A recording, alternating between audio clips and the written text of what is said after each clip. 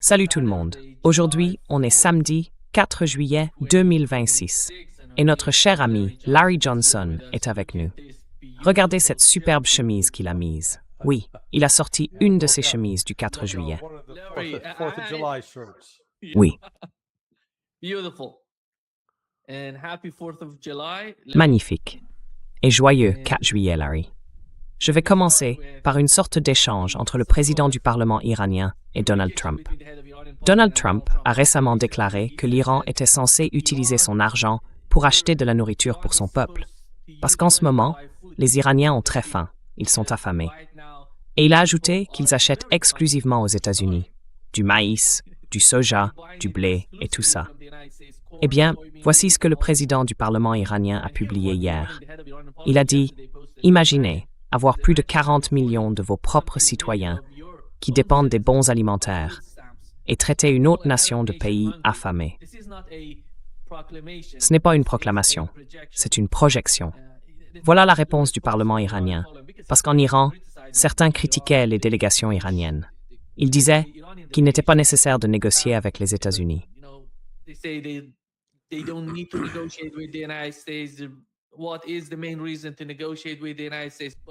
Quelle est la principale raison de négocier avec les États-Unis? En fait, ils subissent des pressions internes, pas de la part du peuple iranien, je dirais, mais de certains partis politiques à l'intérieur du pays. Ils observent la situation entre l'Iran et les États-Unis. Ils critiquent, parce qu'honnêtement, ils n'ont aucun souvenir, aucune expérience positive qui leur ferait penser que quelque chose de bon puisse sortir d'une relation entre l'Iran et les États-Unis. C'est pour ça qu'ils réagissent ainsi.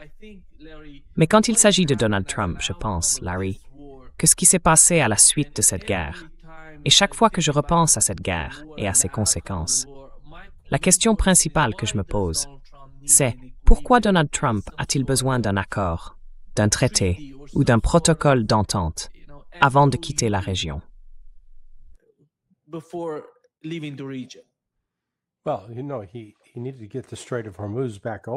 Eh bien, vous savez, il devait rouvrir le détroit d'Ormuz parce que les États-Unis ont besoin du pétrole à forte teneur en soufre qui vient du Golfe Persique, de ce que consomment les États-Unis.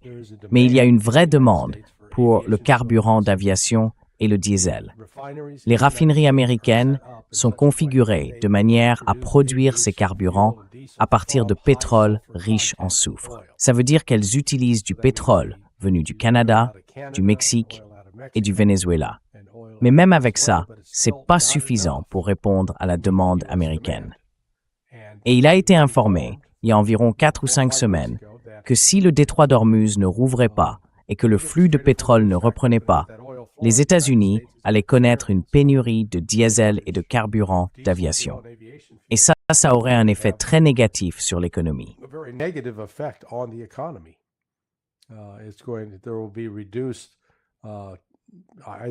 Il y aura moins de tracteurs qui pourront fonctionner. Vous voyez, les agriculteurs n'auront pas assez de carburant, ou alors le prix du diesel et du kérosène va s'envoler. Et ça veut dire une forte poussée d'inflation. C'est pour ça qu'il a pris cette décision. Il a lui-même dit on sera sorti d'ici 4 semaines. Maintenant, il a parlé de pétrole, et les gens ont cru qu'il parlait du pétrole qu'on met dans sa voiture. Mais les États-Unis n'ont aucun problème avec ce qu'on appelle le pétrole brut léger. Ils en ont beaucoup, et c'est celui qu'on utilise pour fabriquer l'essence. Mais vous savez, j'ai appris quelque chose. Je pensais qu'une raffinerie, c'était une raffinerie. Point. Comme un moulin à café. On met les grains dedans, on règle le bouton, et voilà.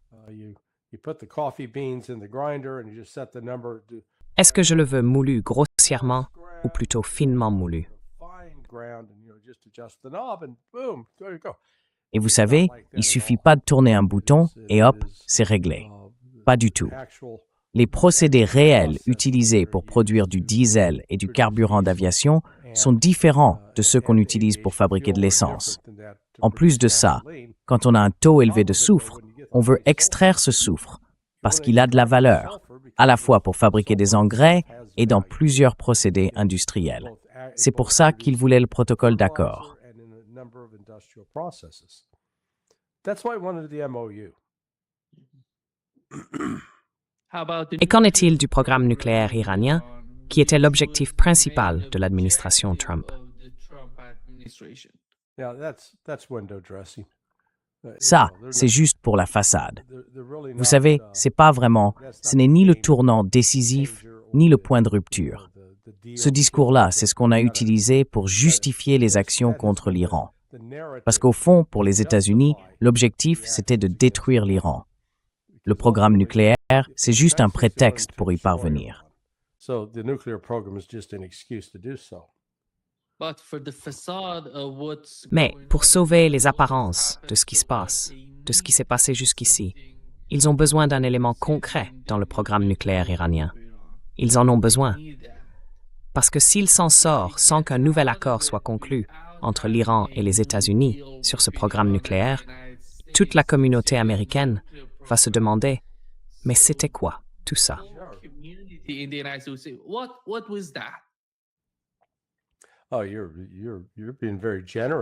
Oh, vous êtes bien généreux de penser que les gens peuvent se souvenir de quelque chose d'une semaine à l'autre.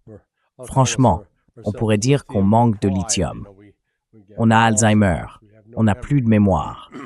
Oui, il va utiliser, entre guillemets, un accord nucléaire sur la question nucléaire pour convaincre les Américains en disant « Regardez, j'ai gagné. Regardez ce super accord qu'on a obtenu. » En réalité, depuis le début, c'est l'accusation mensongère d'Israël selon laquelle l'Iran développerait une bombe depuis 40 ans. Et du point de vue d'Israël, le vrai problème, c'est qu'il ne supporte pas la République islamique. Et son soutien au Hezbollah.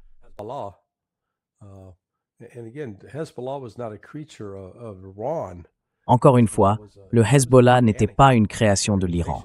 Le Hezbollah, c'était une organisation née de manière naturelle, en réaction à l'invasion du sud du Liban par Israël. Donc vous voyez, on est sans arrêt bombardé par ce récit selon lequel l'Iran serait un État islamique fanatique, obsédé par l'idée d'imposer la charia aux chrétiens. Et j'entends ça de la part de gens pourtant raisonnables, équilibrés, mais qui se sont persuadés que, vous savez, les musulmans mentent, parce qu'en secret, ils voudraient forcer les chrétiens à se convertir. Ce genre d'idée-là.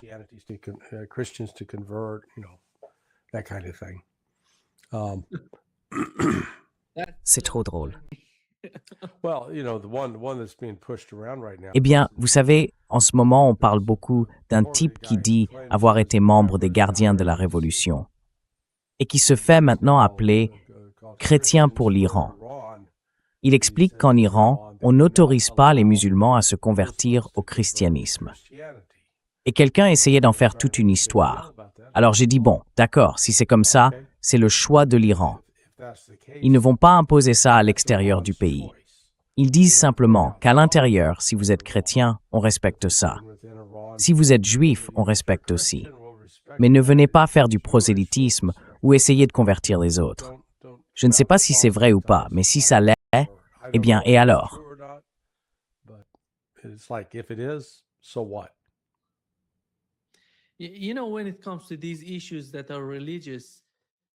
Vous savez, quand il s'agit de questions religieuses, d'une façon ou d'une autre, le gouvernement ne cherche pas à savoir si les gens sont chrétiens. Si vous vous convertissez, admettons que vous vous convertissiez, personne ne va venir vous dire « Venez ici, vous devez répondre à ma question ». Par exemple, si vous voulez travailler pour le gouvernement, là oui, il y a une liste de choses à déclarer. Dire que je suis chiite, ou musulman, ou chrétien. Ça fait partie du processus. Ici au Brésil, c'est comme ça. J'ai moi-même fait tout ça ici au Brésil. Donc personne ne va aller le chercher pour l'arrêter. C'est absurde. Franchement, je ne sais pas qui a avancé cet argument, mais ça n'a aucun sens pour moi, parce que personne ne va demander aux gens « Quelle est votre religion ?» Quelle était votre religion avant? Vous vous êtes converti?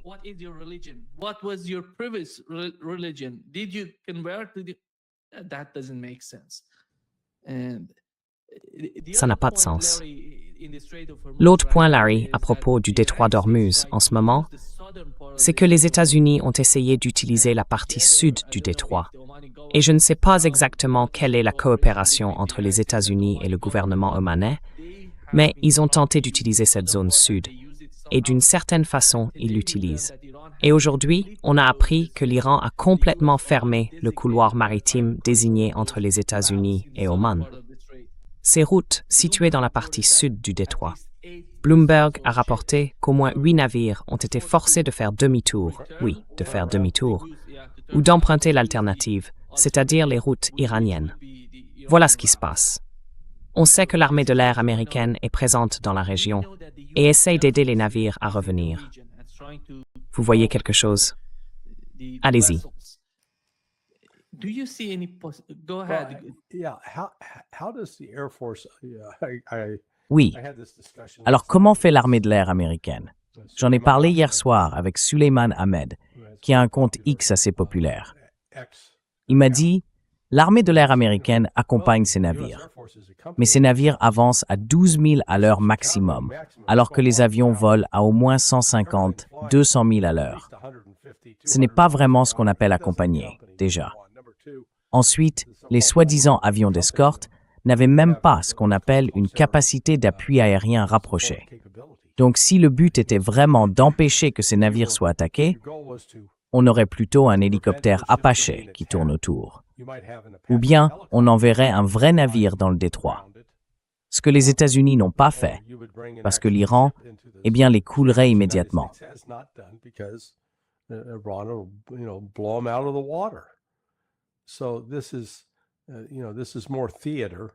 Donc là, tu vois, c'est encore du théâtre. Les États-Unis continuent de dire aux gens, oui, oui, le détroit est grand ouvert, on contrôle la situation. Mais en réalité, on ne contrôle rien du tout. Alors moi, je continue de surveiller. Il y a quelques sites que les gens peuvent consulter eux-mêmes. Vesselfinder.com, à mon avis, c'est le meilleur, parce qu'il montre les navires. Et on peut cliquer dessus pour voir une photo et le nom. C'est assez intéressant. Par exemple, je regardais justement un site tout à l'heure. Il y avait un navire, apparemment un tanker de produits pétrochimiques. Il est en train de naviguer, et sa destination indiquée, c'est AEDXB. Aucune idée de ce que ça veut dire. DXB. I have no idea what that is.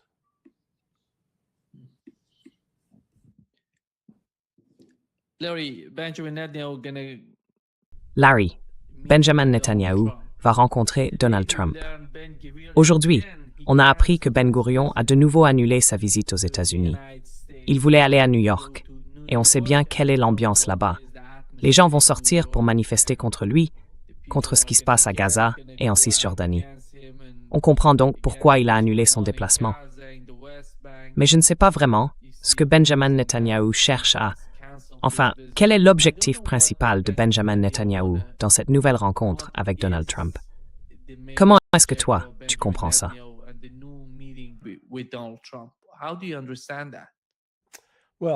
Eh bien, ils ont annoncé aujourd'hui la visite. Benjamin Netanyahu, non. Il va se rendre aux États-Unis, mais Ben Gurion a annulé sa visite là-bas parce que ce n'est pas si important. Ce qui compte vraiment, à mon avis, c'est la rencontre entre Donald Trump et Benjamin Netanyahu. Oui. Est-ce qu'on sait quelle date? Pas encore. On ne sait pas. Oui, donc Netanyahou va venir. Et ils vont sans doute avoir, vous savez, toutes ces belles séances photos. Et encore une fois, les promesses de soutien à Israël et tout le reste. Mais bon, ça ne change pas le fait qu'en ce moment, les États-Unis retirent leurs forces. J'ai appris hier soir, je ne me souviens plus si c'était Mario ou Suleiman.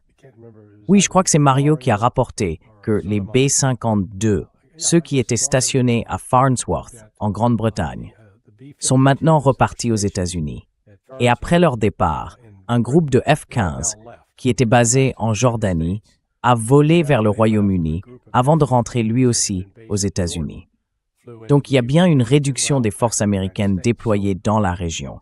Elles rentrent au pays. Alors Netanyahou, je suis sûr qu'il va essayer de pousser Trump à prendre, disons, un engagement militaire d'une forme ou d'une autre. Mais je ne sais pas si Trump sera en mesure de le faire.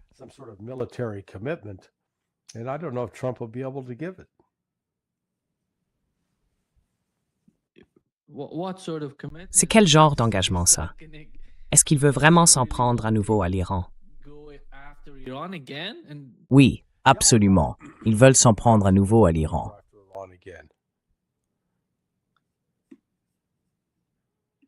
Yeah. Le résultat? Quel genre de résultat cherche-t-il exactement? Well, he's going to try to talk. I would presume he's going to try to talk Trump into another. Je supposais qu'il allait essayer de convaincre Trump de lancer une nouvelle attaque contre l'Iran et de maintenir le soutien de Trump aux opérations israéliennes dans le sud du Liban. Et puis, il y a aussi la question de Gaza. Apparemment, Trump a renoncé à exiger le désarmement du Hamas. Backed away from the demand that Hamas be disarmed. So Parce qu'il n'y a aucun moyen de désarmer le Hamas. Si c'était possible, les Israéliens l'auraient déjà fait. well, it's possible. Eh bien, c'est possible, mais à un coût énorme. Ce serait un combat très sanglant. Ça finirait probablement en corps à corps. Et Israël ne veut pas en arriver là. Ils essayent de limiter leurs pertes. Ils ne se soucient pas du nombre de victimes palestiniennes, mais ils veulent réduire les leurs au minimum. The Palestinians, but they want to minimize their own. Vous voulez dire les Israéliens qui entrent dans Gaza? Parce qu'on sait qu'ils n'ont pas pu aller très loin à cause des embuscades à Gaza. Right. But I mean, I'm just saying. Oui, oui. It's you can Mais ce que je veux dire, c'est que bien sûr, on peut le faire. Simplement, il faut comprendre qu'on va tomber dans une embuscade, qu'il y aura des pertes, qu'il y aura beaucoup de morts et de blessés.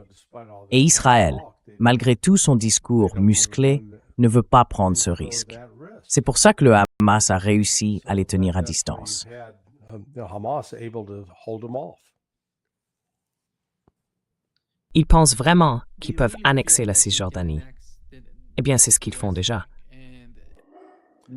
Well, they have been. Oui, absolument. La dernière fois, on a entendu Donald Trump dire qu'il n'y aurait pas d'annexion de la Cisjordanie. Vous pensez qu'il va rester sur cette position, pas d'annexion de la Cisjordanie, ou qu'il va changer d'avis sur la question? Well, he's not going to. Eh bien, il ne va pas forcer les Israéliens à abandonner leur colonie en Cisjordanie. Ça, je pense que c'est assez évident. Peu importe ce qu'il dit. La vraie question, c'est qu'est-ce qu'il est prêt à faire?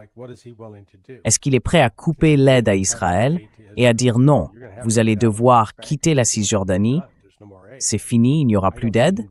Je ne le vois pas faire ça, ce serait la chose idéale à faire, mais il ne le fera pas. Donc on va voir, je pense que vous verrez la poursuite de l'empiètement d'Israël en Cisjordanie et une tentative de chasser les Palestiniens, y compris les Palestiniens chrétiens. Which includes Palestinian Christians.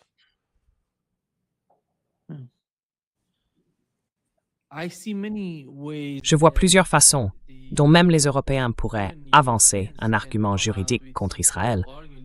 Parce qu'honnêtement, personne n'est vraiment content de ce qu'Israël fait en Palestine. Exactement. Et selon vous, sur le plan juridique, est-ce qu'il existe une procédure légale pour éviter ça? No, this is not. Non, ce n'est pas ça. La seule chose qu'Israël comprendra, c'est s'il se retrouve complètement isolé. Par exemple, en ce moment au Royaume-Uni, il y a un groupe de parlementaires, à la fois du Parti conservateur et du Parti travailliste, qui travaillent ensemble pour imposer davantage de sanctions à Israël. Mais ça reste une minorité, à peine 75 personnes. Tant que les pays occidentaux continueront de détourner le regard et de ne pas appliquer de sanctions contre Israël, Israël continuera à faire ce qu'il fait. Sanctions on Israel. Israel will continue to do what it's doing.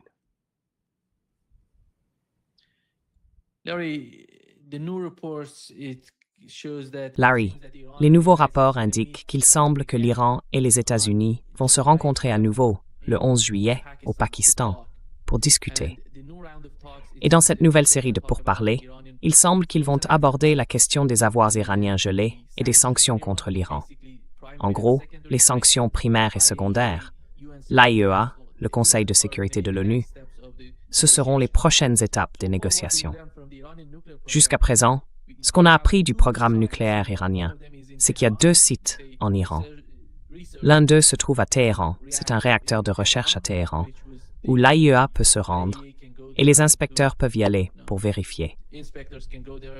Et à Bushehr, qui est une coopération entre les Iraniens et les Russes, ils peuvent aussi y accéder.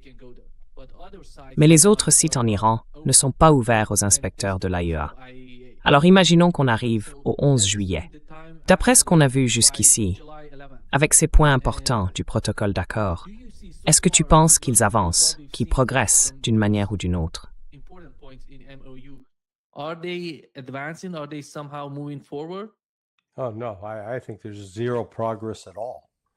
Oh non, So, je pense qu'il n'y a absolument aucun progrès. it was signed on Donc voilà, l'accord a été signé le 17 juin, 60 jours, pendant lesquels l'Iran laissera passer les navires sans payer de péage. Et puis, au 61e jour, ils vont imposer des péages. Franchement, il y a tellement de problèmes différents. Et à mon avis, le plus gros problème, c'est le Liban. Le Liban.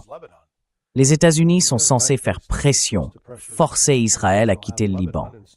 Mais au lieu de ça, ils négocient un accord pour permettre au Liban de laisser Israël rester dans le sud du pays, occuper le territoire, et aussi s'en servir comme prétexte pour, disons, trouver un moyen d'impliquer la Syrie, peut-être pour attaquer le Hezbollah. Donc non, franchement, je pense que dans les faits, le protocole d'accord est mort. I think for all practical purposes, the MOU is dead. The United States is not going to free up. Les États-Unis ne vont pas libérer les avoirs gelés. It's not going to Ils ne vont pas non plus faire de grands pas en avant pour lever toutes les sanctions proposées par l'ONU et par d'autres. La seule chose qu'ils autorisent en ce moment, c'est la sortie du pétrole, parce que l'Occident a besoin de ce pétrole. Et ce qui est intéressant, c'est que les États-Unis, eux, ne reçoivent pas une goutte de ce pétrole. C'est ça qui est fascinant. Quand on regarde les navires qui partent, il y a en ce moment un pétrolier brut qui s'appelle le Longwind. Il se dirige vers Fujairah. Donc il est sorti du golfe Persique en passant par la route iranienne. Et là, j'en vois un autre pétrolier qui se dirige vers l'Inde, vers Mumbai. Aucun de ces navires ne va vers les États-Unis.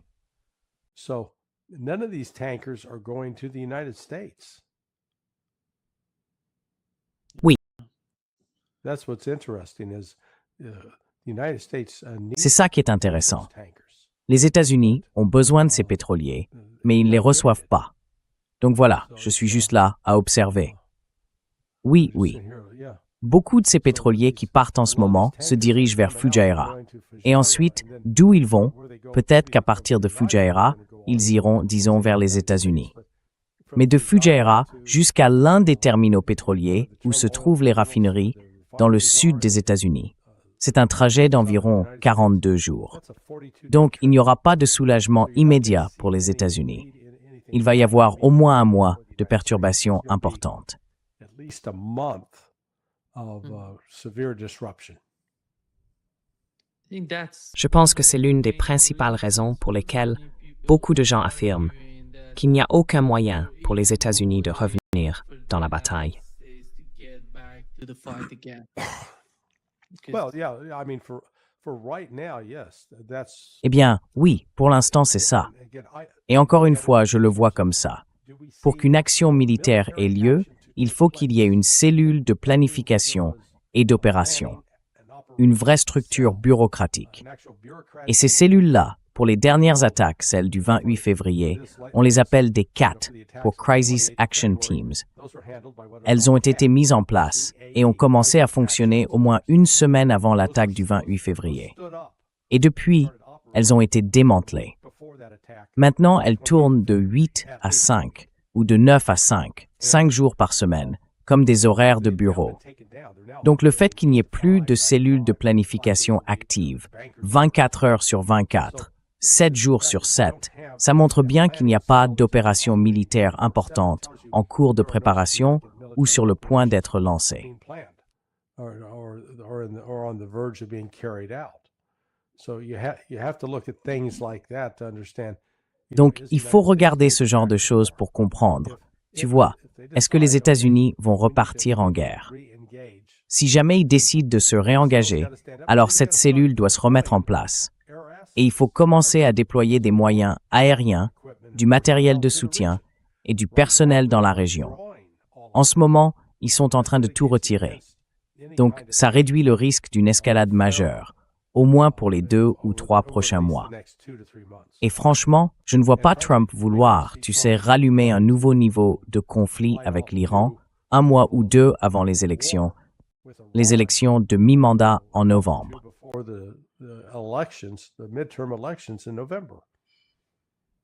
Oui,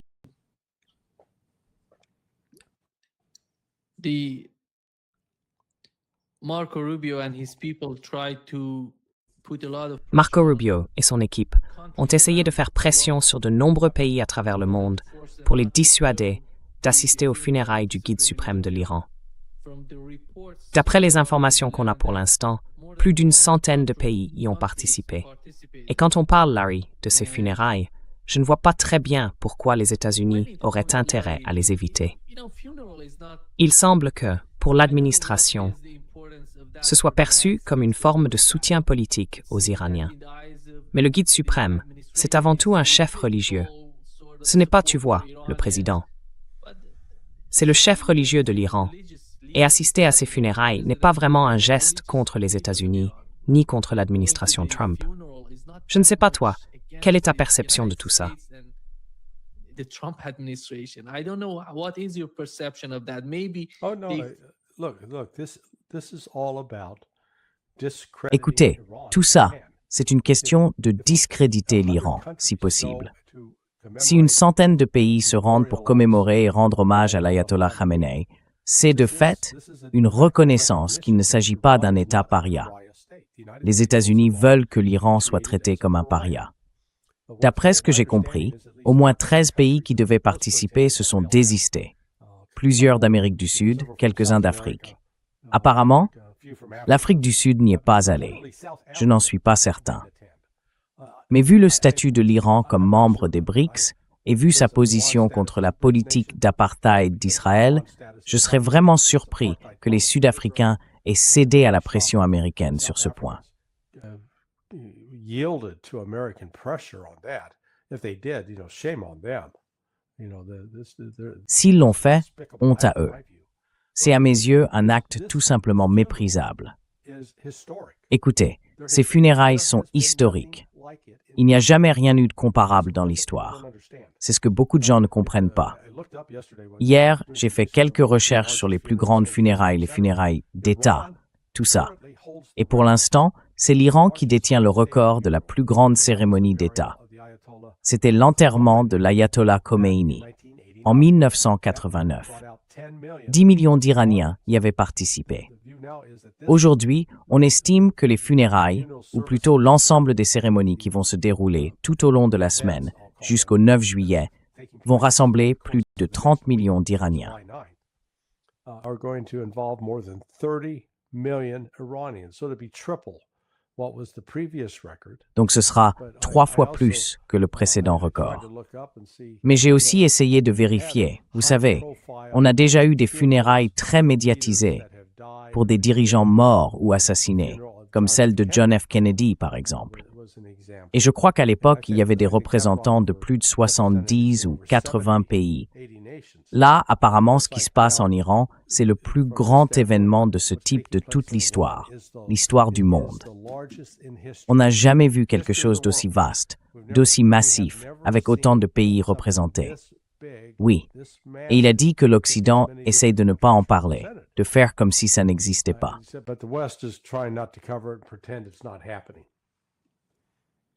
Yeah. It seems that they see in the eyes Oui, of the Trump il semble que du administration, point de vue de l'administration Trump, tout ça soit perçu comme une question géopolitique. S'ils y vont, ça voudrait dire qu'ils soutiennent l'Iran contre les États-Unis. Ce qui, à mon avis, n'est pas forcément le cas, parce qu'il s'agit de relations entre gouvernements et entre pays. Ça ne veut pas dire qu'ils prennent parti.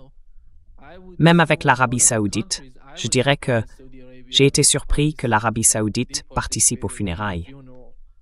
Je ne pensais pas qu'ils iraient, à cause de ce qui s'est passé, de la guerre, de ses conséquences et des attaques. Yeah, look, the only three that didn't attend. Écoutez, les seuls 3 pays du Golfe qui n'étaient pas présents, c'était le Koweït, Bahreïn et les Émirats arabes unis. Le Qatar, Oman et l'Arabie saoudite, eux, étaient là. Et franchement, j'aurais été surpris que les Saoudiens ne participent pas, parce qu'ils ont bien des relations diplomatiques avec l'Iran. They do have diplomatic relations with Iran. Ça montre qu'il se passe quelque chose sur le plan diplomatique entre les deux pays. Et je suppose que les États-Unis ont fait pression sur eux pour qu'ils n'y aillent pas. Mais le fait qu'ils aient finalement décidé d'y aller, ça veut dire quelque chose. C'est un pays qui compte pour l'Iran, à mon avis.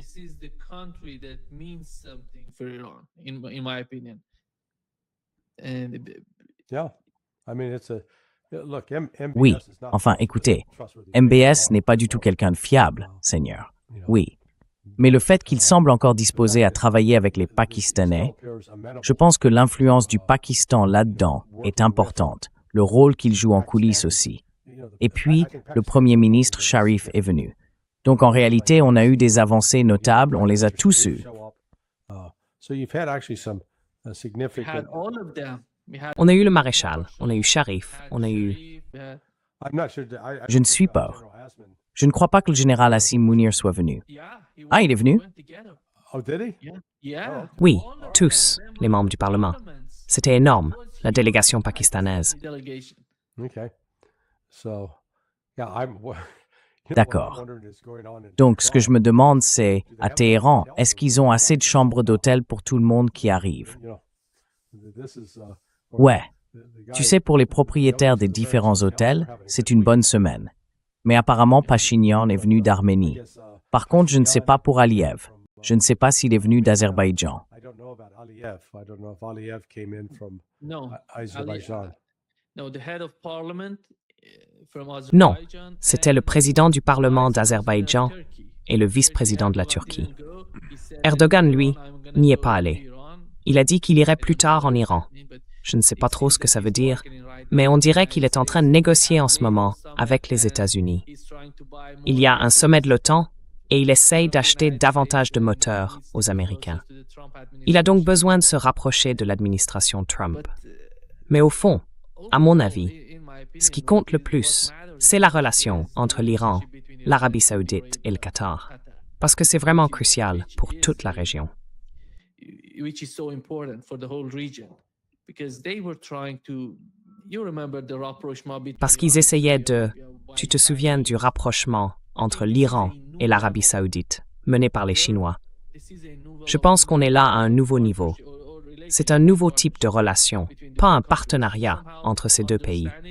D'une certaine façon, une compréhension est née de la guerre, et le rôle du gouvernement pakistanais est vraiment essentiel. Et ce n'est pas tout. Aujourd'hui, le Premier ministre pakistanais était en Turquie. Il a déclaré que le Pakistan et la Turquie sont deux corps avec un seul cœur. Et le gouvernement pakistanais, d'une manière ou d'une autre, est absolument crucial pour la sécurité de la région, Larry. Pakistan is somehow is so crucial for the security of the region, Larry. Mm-hmm. And Yeah, it no, seems that- Pakistan's Man, le Pakistan, c'est un peu le pays de référence pour la Chine et la Russie dans la mise en place de ce que j'appelle une nouvelle architecture de sécurité pour le Golfe Persique. Vous savez, l'une des grandes inquiétudes, c'est qu'Israël prenne une initiative, comme tenter d'assassiner le nouvel ayatollah, ou lancer une attaque pendant une cérémonie funéraire pour essayer de tuer le plus possible de hauts responsables iraniens. Et vous savez, il y a eu des rapports disant qu'un complot était réellement en cours. Mais on s'attendrait à ce que le Pakistan joue un rôle clé pour prévenir les Israéliens en leur disant de se calmer sérieusement et de ne surtout pas faire une chose pareille. Oui.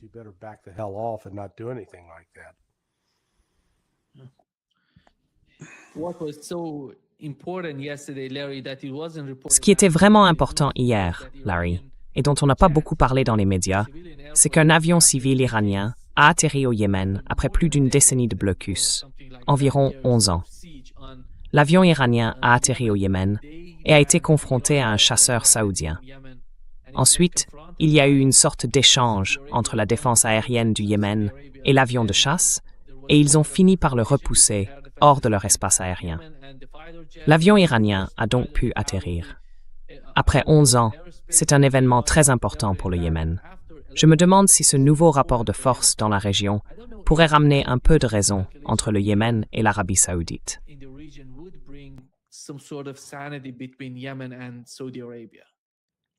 Well, it's heated back up.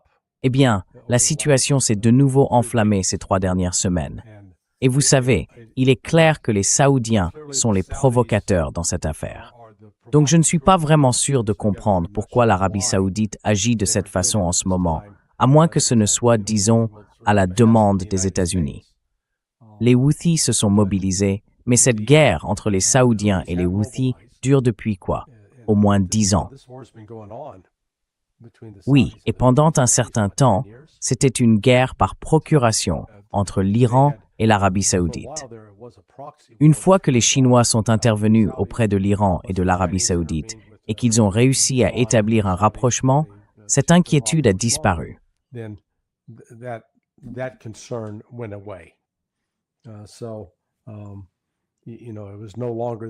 Donc vous savez, ce n'était plus une guerre par procuration. Maintenant, on peut se dire que c'est peut-être une autre tentative, un peu détournée, pour saboter toute réconciliation ou toute coopération plus poussée entre l'Iran et l'Arabie saoudite. Mais cette guerre, c'est une perte importante pour les États-Unis. Leur présence dans 2 endroits clés, à Bahreïn et au Qatar, a dû être réduite. Les États-Unis ont été forcés de se retirer. L'idée selon laquelle on allait leur demander de partir, eh bien, ils sont déjà partis. Ils ne peuvent plus maintenir leurs forces sur place parce qu'elles étaient trop vulnérables et que les installations ont été gravement endommagées par les frappes iraniennes.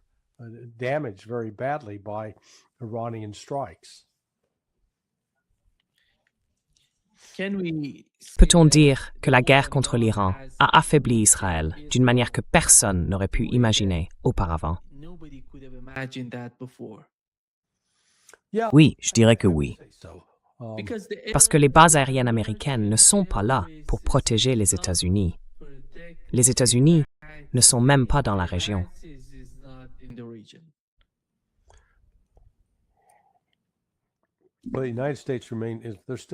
Eh bien, les États-Unis ont toujours une présence en Jordanie sur la base aérienne de Muwafaq al-Salti. Je ne suis pas certain pour le reste. Il y en a peut-être d'autres, dispersés sur différents sites.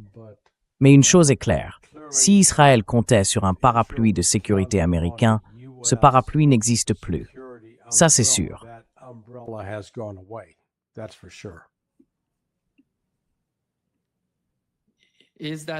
C'est perçu comme ça en Israël. Parce que Benjamin Netanyahou, la façon dont il se vante de la guerre et du résultat de cette guerre, c'était incroyable pour lui.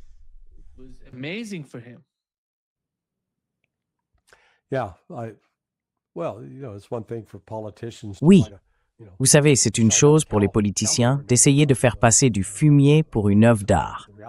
Mais la réalité, c'est qu'on ne peut pas polir du fumier. Donc non, ce n'était pas une grande victoire pour Israël. Le simple fait que l'Iran tienne encore après ses attaques incessantes montre bien qu'on est vraiment entré dans une nouvelle ère.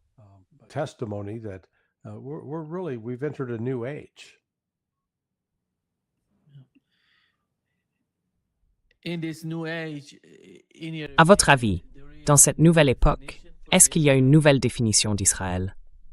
Une nouvelle définition de son comportement? Parce que selon moi, avec le protocole d'accord, les Israéliens doivent se retirer du Liban. Tôt ou tard, ils devront partir. Il n'y a tout simplement aucun moyen de rester.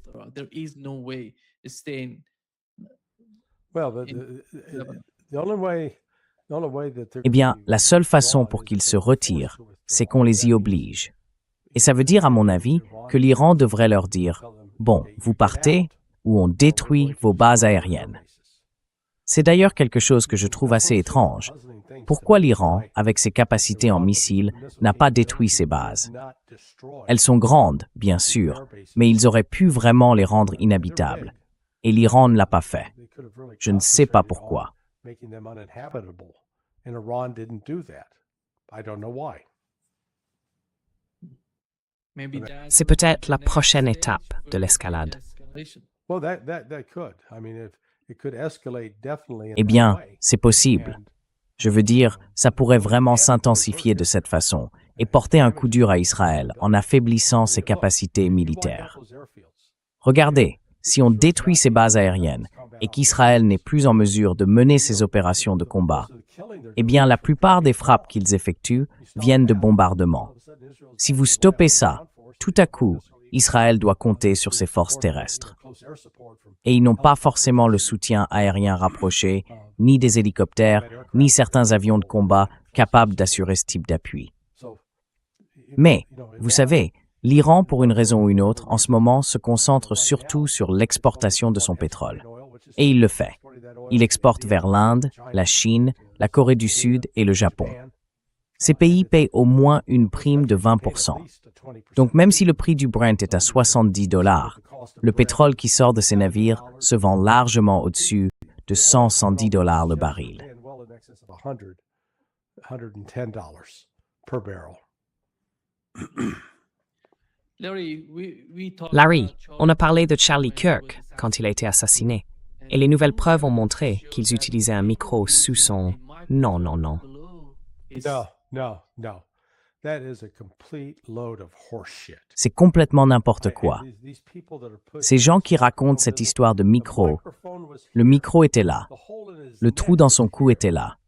Comment quelque chose peut exploser d'un côté et faire un trou dans la direction opposée? Ça n'a aucun sens. Je ne sais pas pourquoi ils propagent ce genre de mensonges, mais c'est vraiment du grand n'importe quoi. Allez-y, pardon. complete bullshit. Go ahead, sorry. Pourquoi ont-ils mis le micro sous son t-shirt? Mais non, ce n'était pas le cas. D'habitude, il est à l'extérieur. No, it wasn't. Non, c'était pas sous son t-shirt. C'était par-dessus. On le voit bien. Non, c'était dessous, Larry. Non, c'était à l'extérieur. On le voit sur les photos. You can see in the pictures. Non, l'aimant est à l'extérieur. Le micro, lui, est à l'intérieur. Non, ce que tu vois de l'extérieur, c'est l'aimant. L'extérieur, c'est... It doesn't. Look, Nima, it doesn't matter inside, out. Non. Écoute, Nima, ça n'a pas d'importance. Dedans, dehors, c'est ici. Le trou, l'explosion dans son cou, c'est arrivé ici. Ça venait, je pense, d'une sorte de balle fragmentable. C'est une balle qui se désintègre quasiment à l'impact.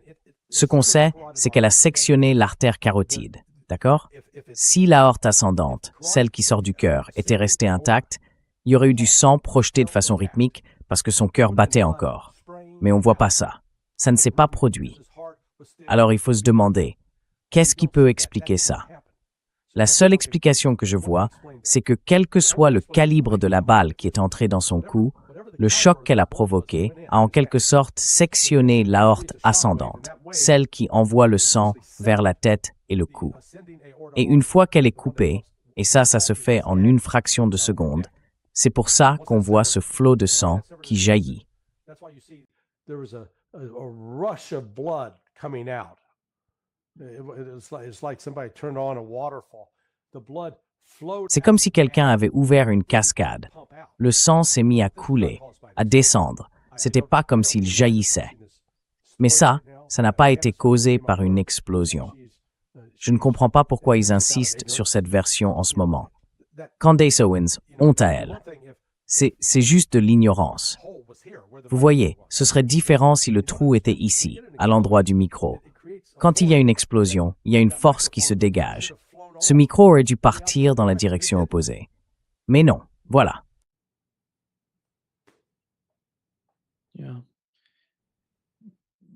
Mais toute cette affaire est vraiment louche. Ah oui.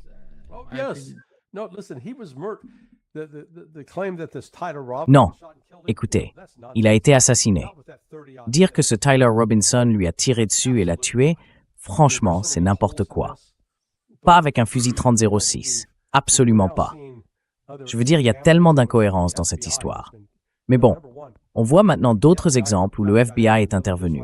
D'abord, le FBI s'est mêlé de cette affaire tout de suite. Pourquoi? Le FBI n'avait absolument aucune compétence là-bas. Il faut le dire clairement. La victime n'était pas un fonctionnaire fédéral, c'était un simple citoyen. Donc rien ne justifiait la présence du FBI ni son intervention. Alors il faut se demander, pourquoi se sont-ils impliqués? Apparemment, il y avait même 2 agents du FBI à l'hôpital où son corps a été transporté. Et tout ça, soi-disant, parce qu'un crime aurait été commis dans cet État par un résident de cet État. C'est leur version. Mais le FBI n'a aucune juridiction sur ce genre d'affaires.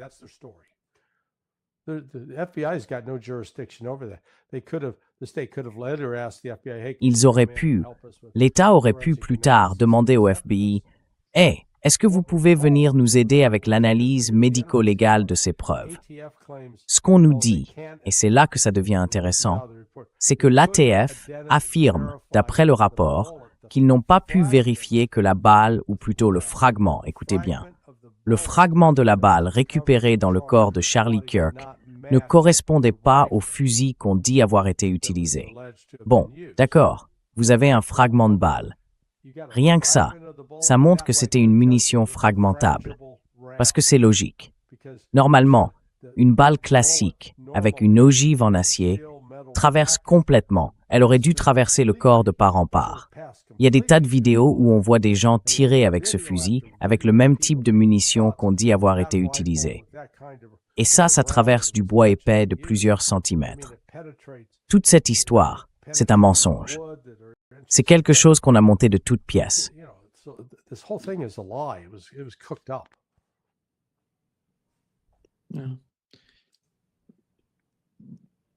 Oui, ma question c'est, si tu utilises un micro, pourquoi tu dois le faire à l'intérieur?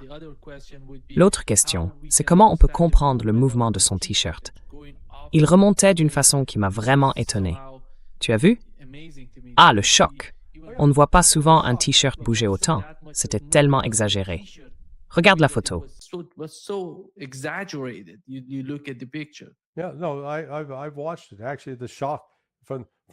Oui, j'ai regardé. En fait, c'est le choc de la balle, le choc dans le corps, qui a fait sauter le t-shirt. Ce n'était pas l'explosion. Et encore une fois, la blessure ne correspond pas à l'endroit où se trouve ce fichu micro. Pourquoi les gens? Allez, voyons. Le trou était là, on l'a vu. Ça a fait comme ça, boum, boum. Si le micro est ici, comment ça peut faire un trou là? Franchement, c'est insensé. Et pourtant, certains continuent à répandre ces absurdités. Moi, je trouve ça complètement... Enfin, bref. Pour moi, ça fait partie d'une opération d'information plus large. Le but, c'est de détourner l'attention, d'empêcher qu'on regarde les faits. Et à mon avis, je pense qu'Israël est derrière l'assassinat de Charlie Kirk. C'est ce que je crois.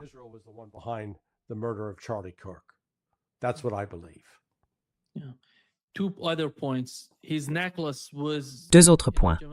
Son collier, tu vois, il volait déjà avant qu'il soit touché au cou.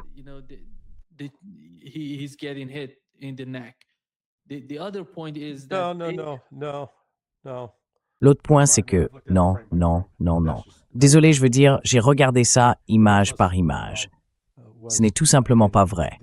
Le collier, encore une fois, c'est l'impact de cette balle. C'était une munition spéciale. Ce n'était pas le genre de cartouche qu'on achète dans une armurerie. C'était une balle conçue spécialement qui a littéralement explosé à l'intérieur de son corps. Elle a explosé à l'intérieur, ce qui explique la rupture immédiate de l'artère aortique ascendante. C'est pour ça qu'on ne voit pas de jet de sang artériel. Il faut juste prendre un peu de recul et regarder ce qu'on voit. Et eux, ils reviennent toujours avec cette histoire, tu sais, du micro qui explose. Oui bon, d'accord, expliquez-moi ça. Le micro qui explose. Disons qu'il y avait un micro ici et que l'explosif était dessous sous sa chemise. D'accord? Comment ça crée un trou dans le cou ici? Oui? Vous pouvez m'expliquer ça? Non, ça tient pas.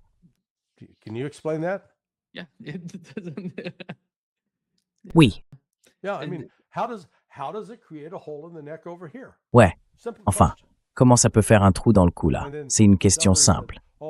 Et puis t'en as d'autres qui disent « Ah, c'était un pistolet de paume. » Franchement, mon Dieu, les gens peuvent dire des conneries pareilles. Ça m'énerve. Tu vois, j'ai emmené des tireurs expérimentés au stand.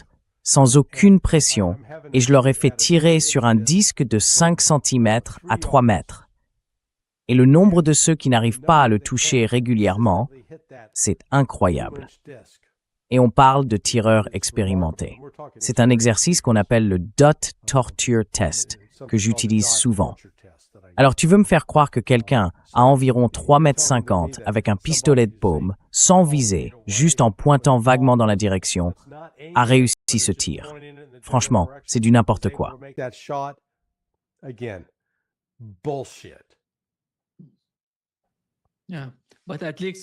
Oui, mais au moins tu es d'accord avec Candace sur le fait que d'une manière ou d'une autre, le seul bénéficiaire de... Enfin, je ne sais pas si on peut le dire comme ça, mais elle a dit qu'elle pensait qu'Israël était derrière tout ça. Et toi, tu l'as dit aussi. Ah oui. Non, je pense qu'il est indiscutable que la rupture de Charlie Kirk avec le lobby sioniste a clairement provoqué des menaces contre lui. Absolument. Oui. Alors, Merci Larry. Très bien mon ami, merci beaucoup. Ah, allez, à bientôt. Oui monsieur, au revoir, salut.